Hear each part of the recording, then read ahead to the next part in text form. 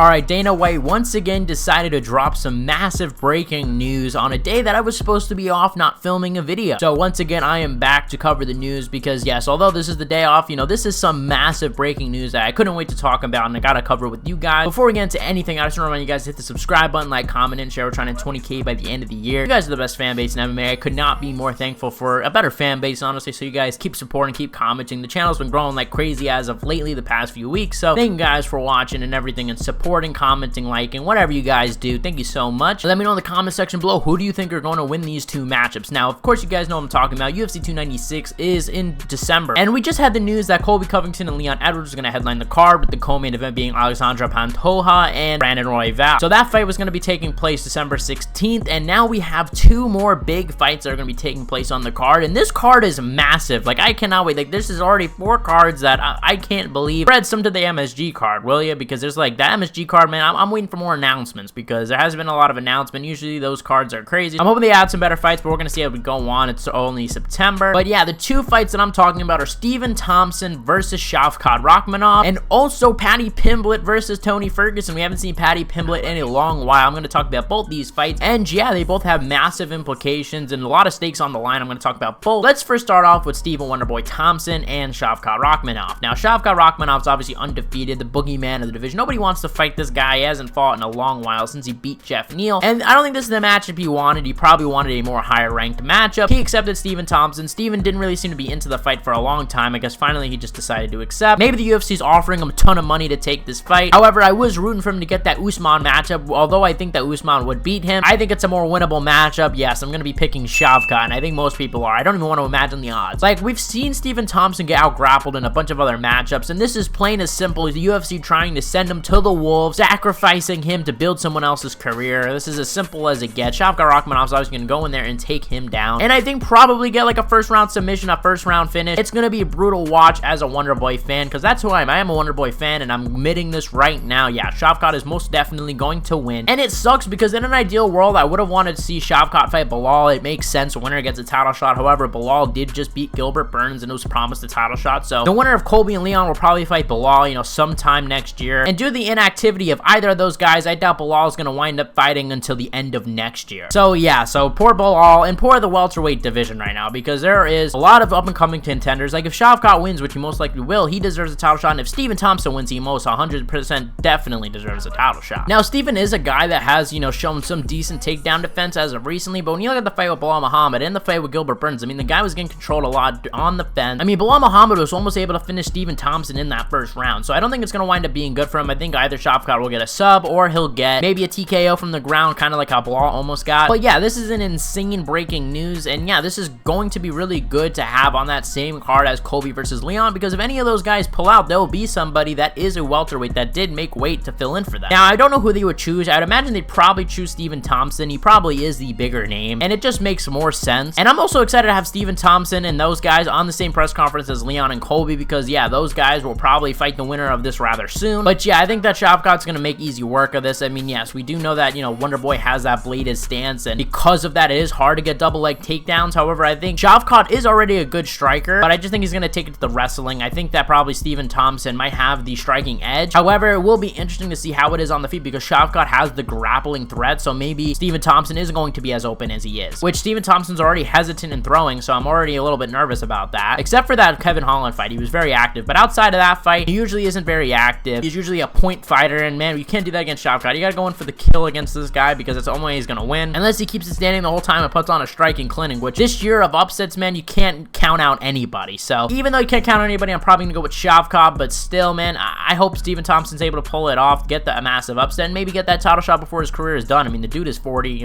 It's about time. He's probably gonna retire soon. But let me know what you guys think in the comment section below. I'm a fan of Wonderboy, and I hate this matchup. Was hoping to see him get Usman or something like that, something that will put him in a title shot kind of position. However, it just didn't work like that. But on that same card, UFC 296, we're gonna see Paddy Pimblett versus Tony Ferguson. Now, obviously, these two are two big fan favorites. Paddy Pimblett was a fan favorite. However, if you guys know, he did lose a lot of hype due to last fight week. If you guys don't know, one of my more popular videos is about that whole thing with Paddy Pimblett. It came out about a year ago. So yeah, tune into that video and you'll understand the whole Paddy situation, as well as what made the channel actually blow up, which is a fun fact. So thank you, Paddy, for that, even though I spent the whole video trashing you. But Tony Ferguson, of course, is another fan favorite, despite having a massive loss streak, right? I mean, the guy's lost to everybody. He lost to Bobby Green back in July, lost to the likes of Charles Oliveira, Justin Gaethje, Beneil Dariush, Michael Chandler. The guy's kind of on a skid right now, right? And he's getting older, but this is a guy that's a young prospect. And normally we'd say, hey, Paddy's gonna win, right? However, Paddy is one of those prospects that aren't good.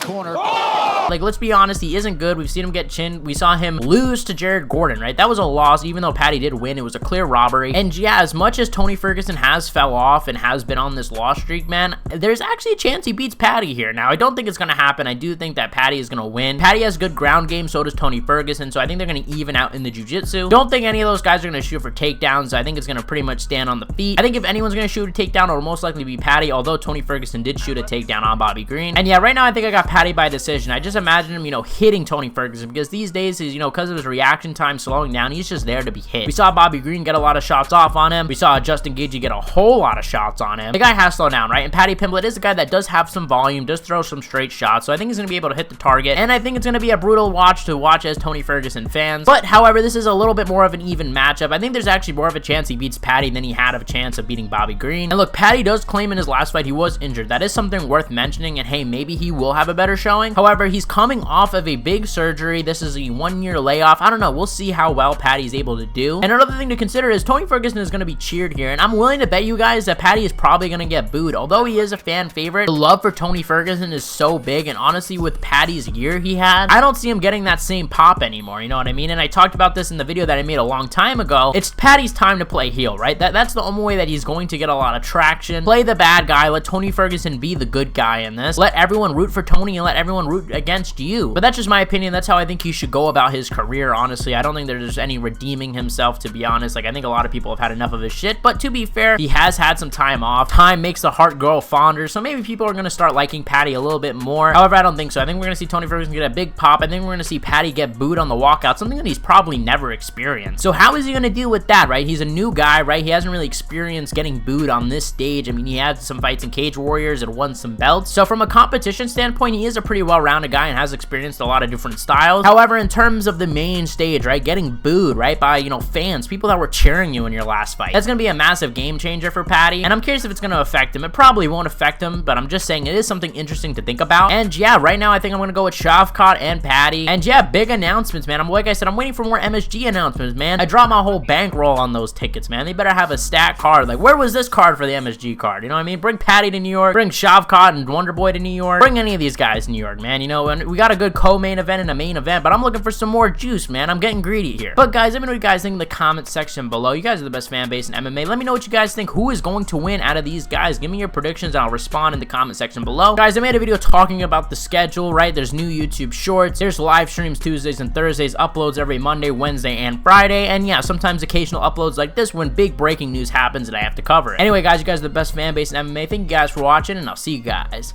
in the next one.